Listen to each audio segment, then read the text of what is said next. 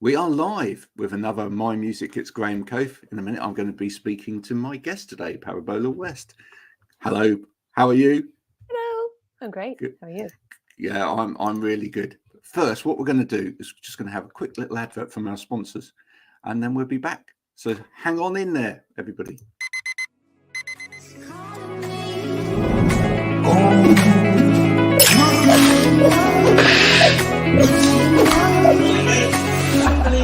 I need to get going, Mel. I'll see you later.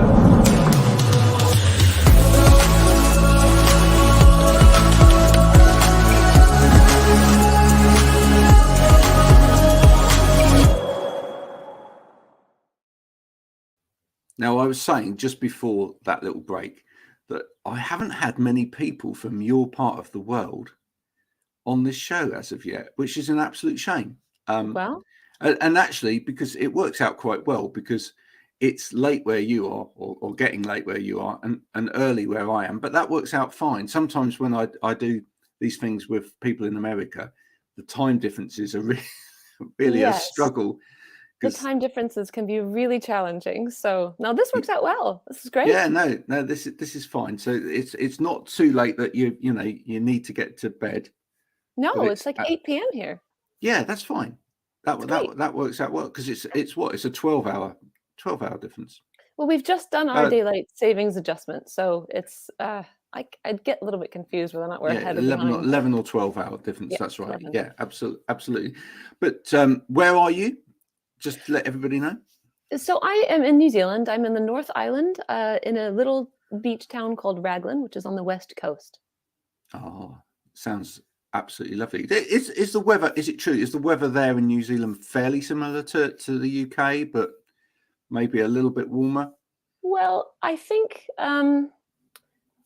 well, it's obviously the opposite seasons at the same time. So we're Yeah, getting ready to we're in autumn now, things are getting colder. But I think that the summers are a lot sunnier probably here, but yeah. definitely the winter's pretty rough. Yeah, I only lived in the UK for a short time, and then I came to New Zealand, and I definitely remember more dark days of weather Mm. in the UK. But when the sun came out in the summertime, everybody was really into it, so that was kind of exciting. The novelty of it was kind of Yeah, sweet. well, I think the thing that with British weather these days, and I don't know whether it's down to global warming or anything like that, is but we seem to have, very crowded house weather. We seem to have like 4 seasons in one day. Uh, Right. Nice yeah, reference. Yes, thank yes. you. But yeah, that's exactly what we tend to have. I mean, what you can have, it can be bright sunshine as it is at the moment. The Yeah. day looks quite nice at the moment, but it started grey, and all of a sudden you'll have snow or hail or Yeah. Well, it's not that extreme over here, but it does. I mean, the 4 seasons in one day is definitely something that New Zealanders can relate to, yeah, for sure. no, absolutely. So when did music start for you?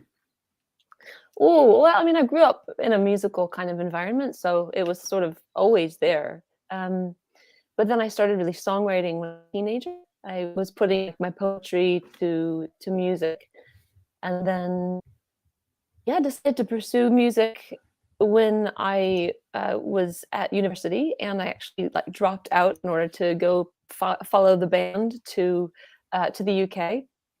And so that was kind of where music was really, or I knew that that was a something that I wanted to do.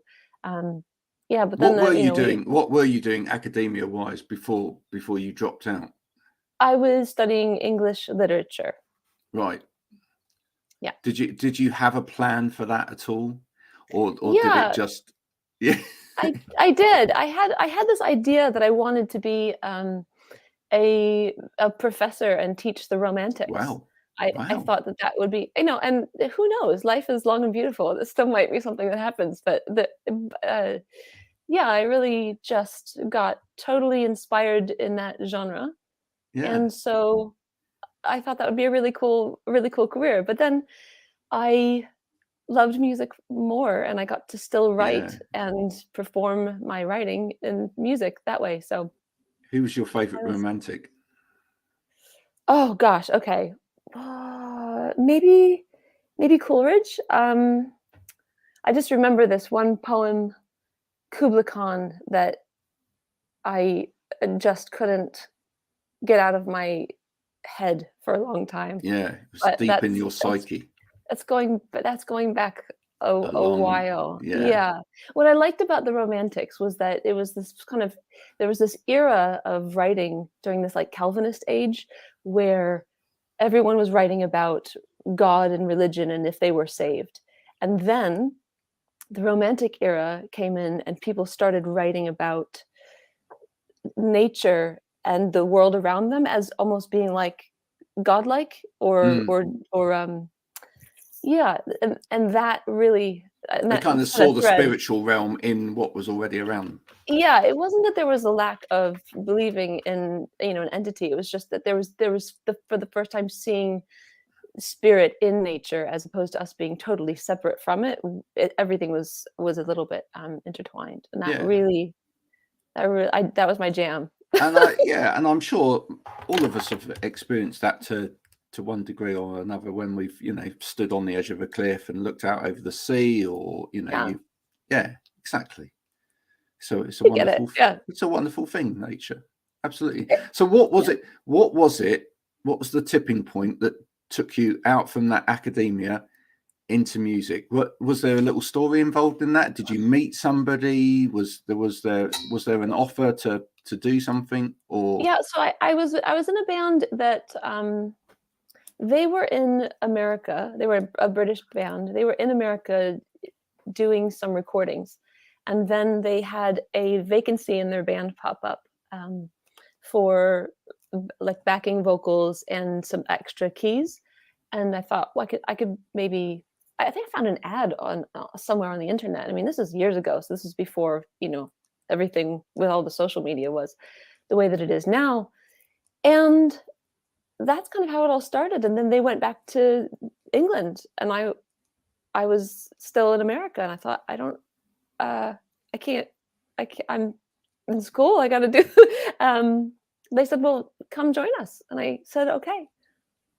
It wasn't a uh, hugely popular decision amongst the people in my in my American crew. They're like, but wow? it was the right time in my life though, because I was going through some really tough stuff. My mom had just passed away, and I Right. was really struggling to you know to concentrate and give my academia everything, and I just Mm. needed a change. I needed a fresh start with something. So it came at the perfect time for that. So yeah. Yeah. And what instruments were you playing then, or what were you doing musically?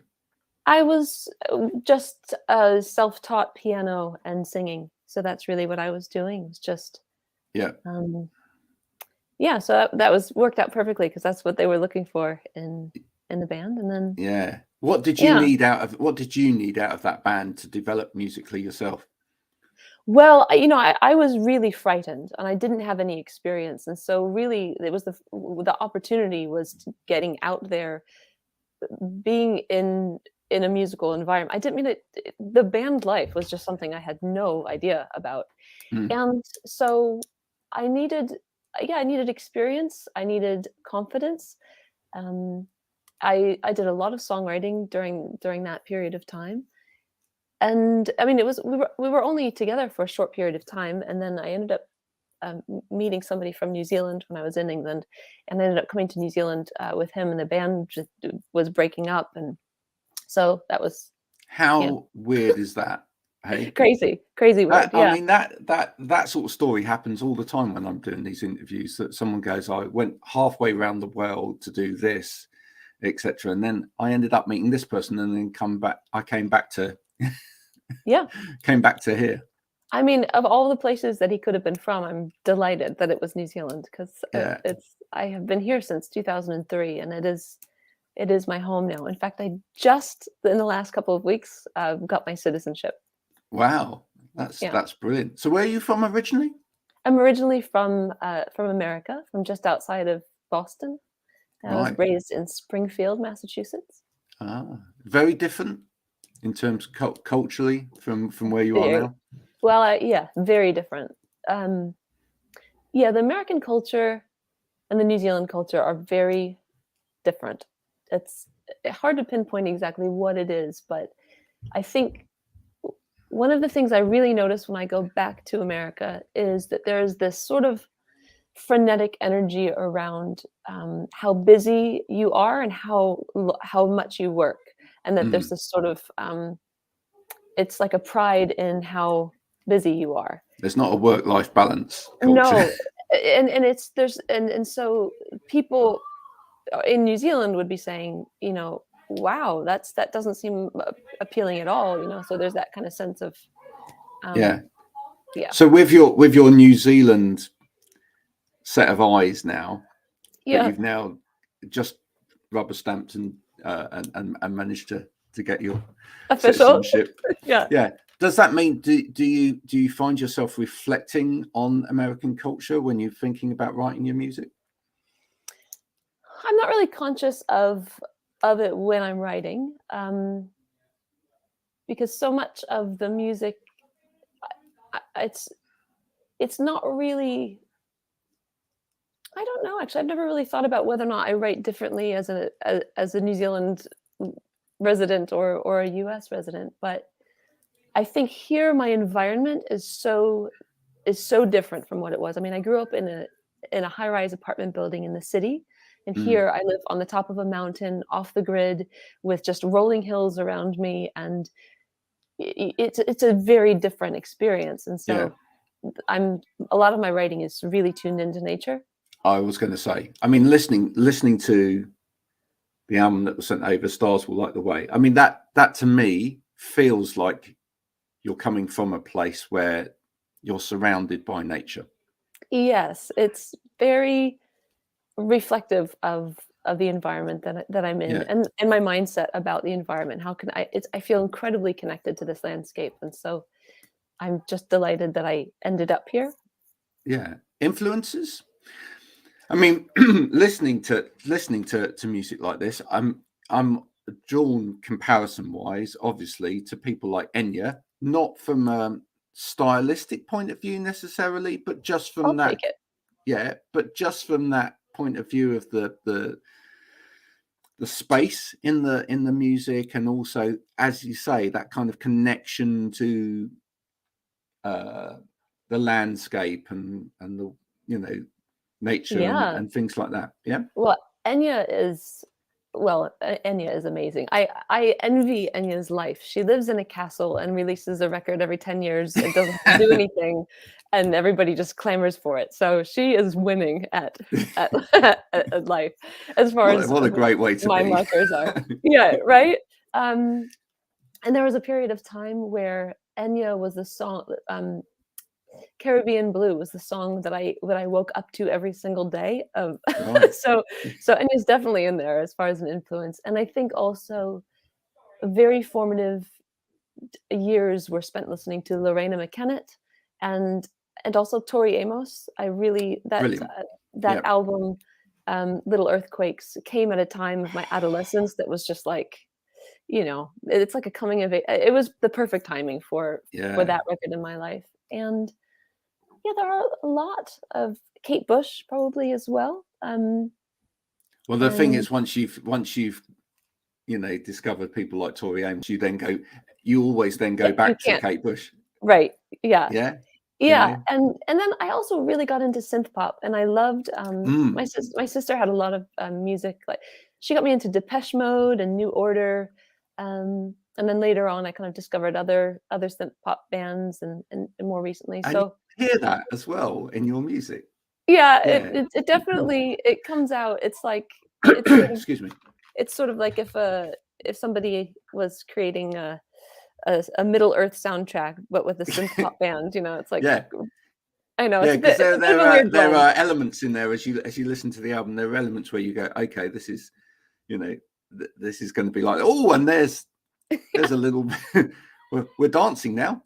Yeah. Yes, there is a little bit of dancing. Yeah, there is a bit of a four on the floor kind of beat thing going on. So, yeah, I have two producers on this album, and they're both Right. brothers, and they both have very different styles. And so it's really, really cool working with them because they work so well together, but it's so different. So when we sit in a room, in fact, the three of us were never in the same room on this record. It was always me with one of them Wow. and me with the other.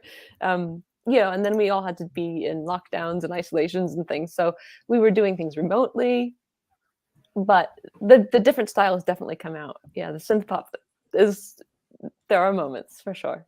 You've got a song on the album, No One Can Get Me Here. Where's here? Oh, nature. No One Can Get Me Here is basically like when I am, when I was writing the song, I was visualizing somebody sort of, it's that sunset, dusky weather, and the sky starts looking like a painting, and it's just this feeling that in the safety of nature and the trees and the night sky, like nothing bad can happen.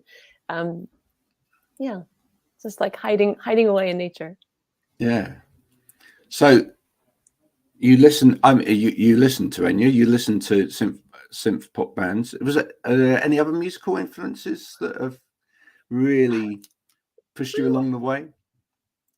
I mean, I'm trying to think Or are of you sort quite of. open in terms of what you listen Yeah, to musically? I like a lot of different types of music, and then really my husband he's got a very different kind of taste. So he really introduced me to a lot of that more like 90s rock kind of style, because that was sort of his jam, and yeah, a little bit of hip hop, Yeah. but yeah, we sort How of. do you reconcile that in your house? I mean, because that's always quite interesting. Thank you for asking. Yes, Yeah. that has its moments. So, um, we have like a little workout area in our house, and if you're working out, you can listen to whatever music you want to, because that's Yeah. your time, right?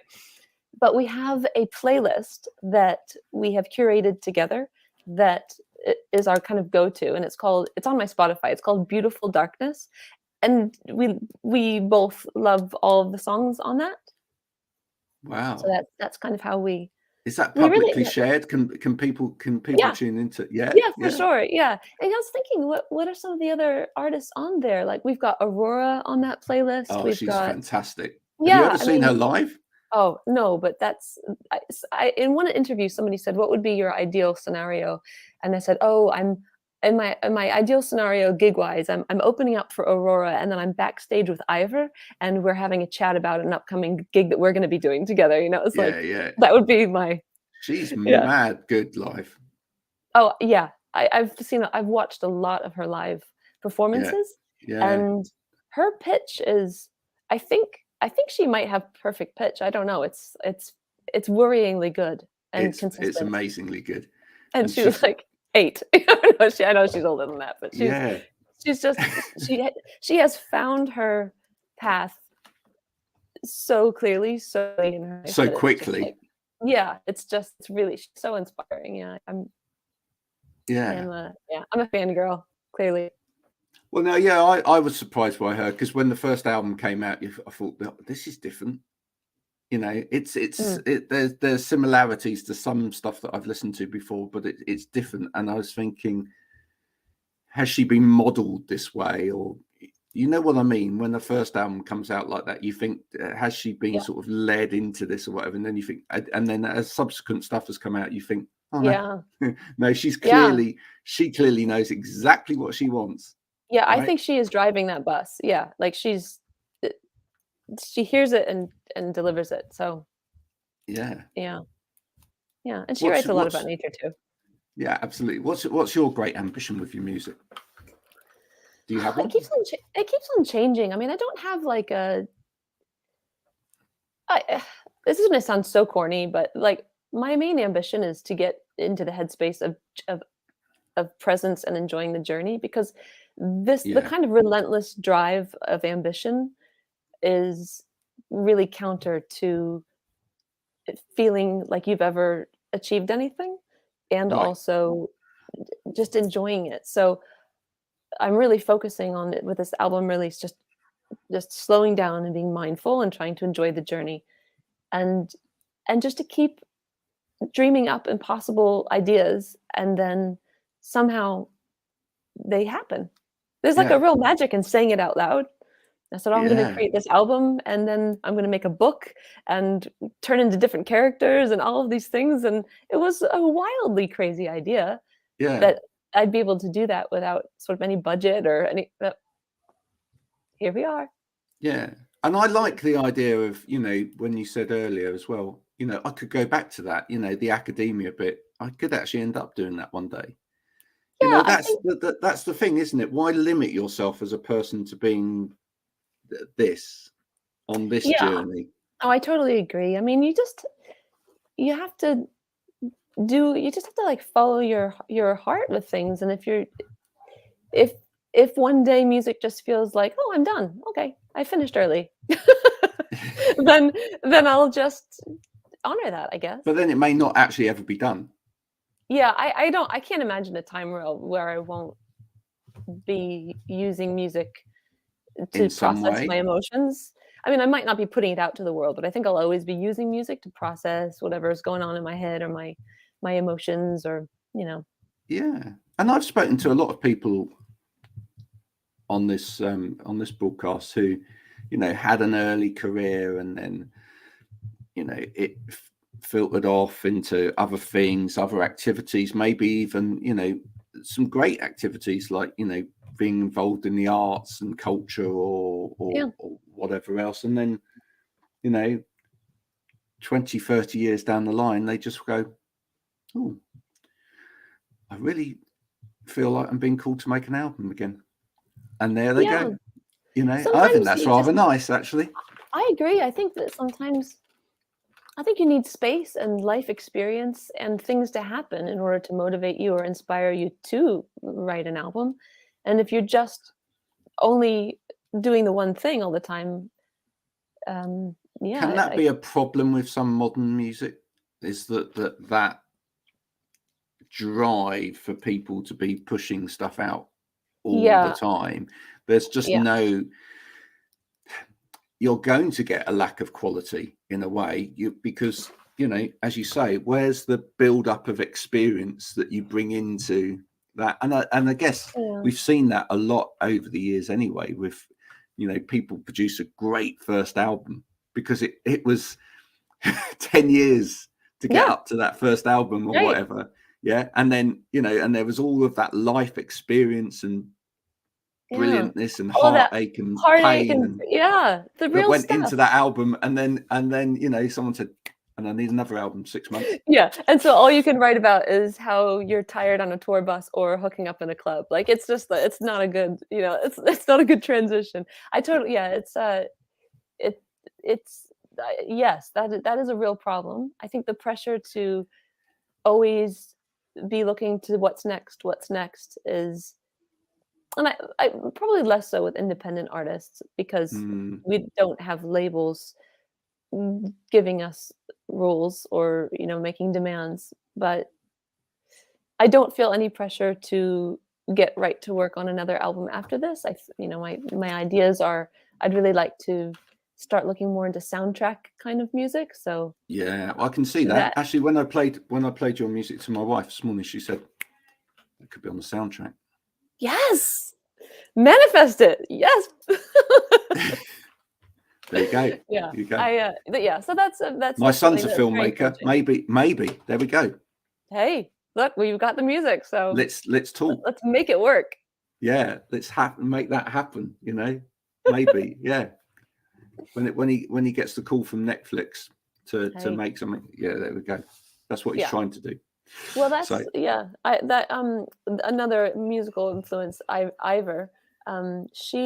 She does all of the music for The Last Kingdom, mm, that series, and it's so moving. All the it just helps you tell the story, and it's all this background and these like wild wailing vocals and things like that, and so that would be such an amazing well, in a thing in way, the future. that's great, isn't it, for musicians? Because actually,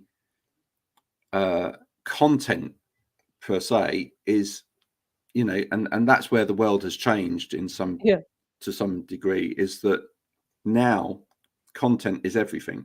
This is content. yeah, To some extent, music becomes content as well. Film becomes content. Everything becomes content, and there's got to be so much of it yeah, because and we were discussing it yesterday.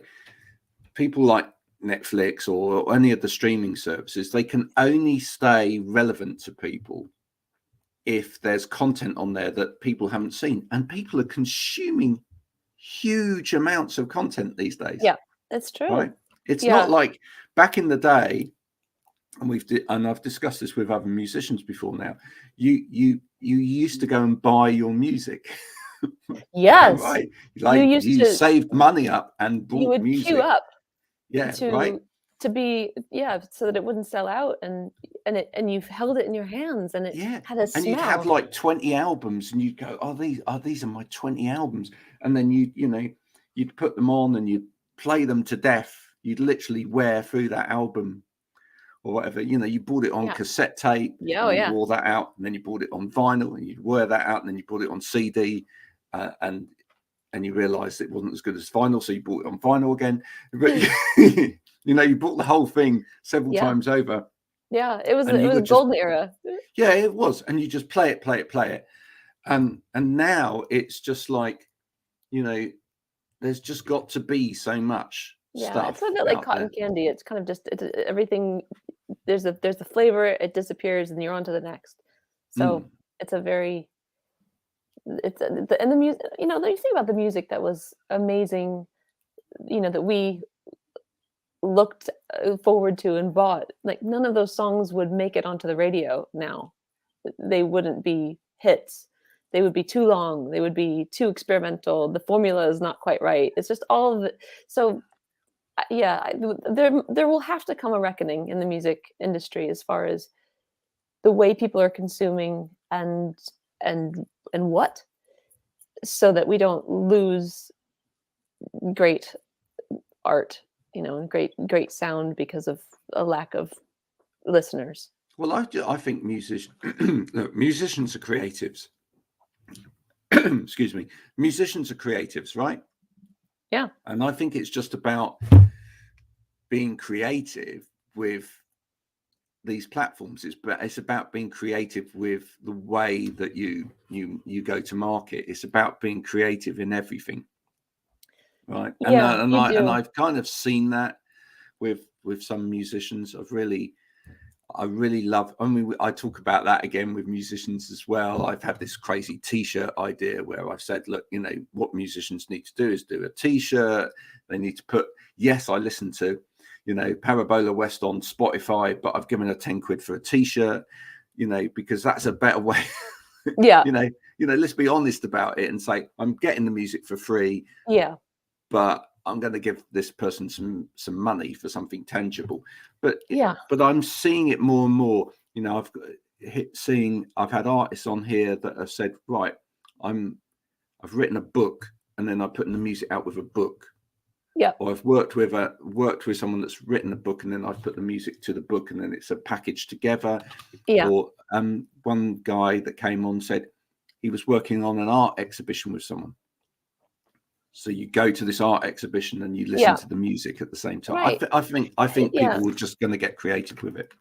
It's about making it an experience, and trying to find new ways to get your music heard and appreciated in a way that's not just so stream next 20 seconds next, that kind of thing.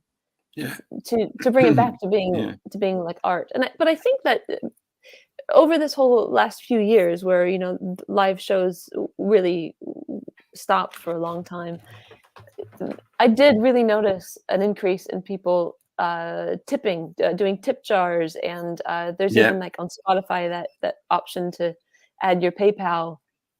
So there's an awareness now that it's that the right thing to do is, if it's if it's an artist that you're really enjoying and they're not able to earn a living and you're getting everything for free, then I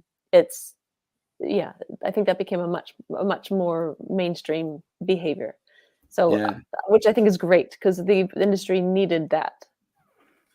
You mentioned Tori Amos earlier. Yes. And have you read her book? I haven't. No. Oh, read her book. It's really good. Oh, I should. And it was interesting because there is a parallel there. One of the things she talks about in her book is that not enough artists actually put time into the time between writing. Yeah, because Well, she feels that she has to immerse herself in something yeah, in order to get the experience that will then take her into that next bit of writing. yeah.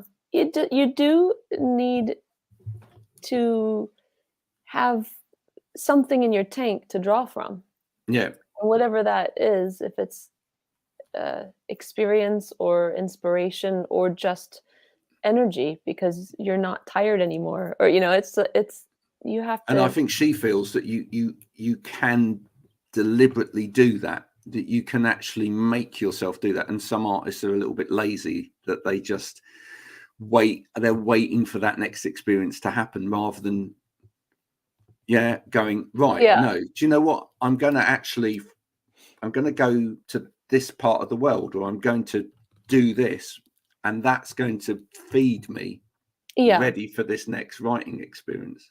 interesting. Yeah, that's a really I will read her book. It sounds like she's got some solid advice, Advice. which doesn't surprise me at all because she's also had an amazing career. Yeah. Yeah.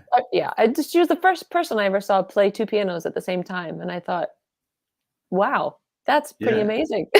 She was the second person I saw do that after Rick Ah, Wakeman, I think. right. Well, Yeah, it was pretty impressive.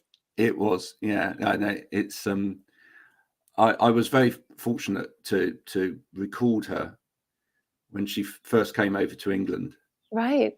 And I was stood from her at the front of this thing. In fact, I even got to play her piano, which was rather nice. Oh, right. Um, Not a lot of people could say that. no, exactly right. I didn't play it anywhere near as well as she did, but I did play her piano. But the thing is that immediately what struck me with her was just the energy coming off of her. There was just this unbelievable energy coming off of her. Right. Yeah. Yeah. She comes across with intensity for sure.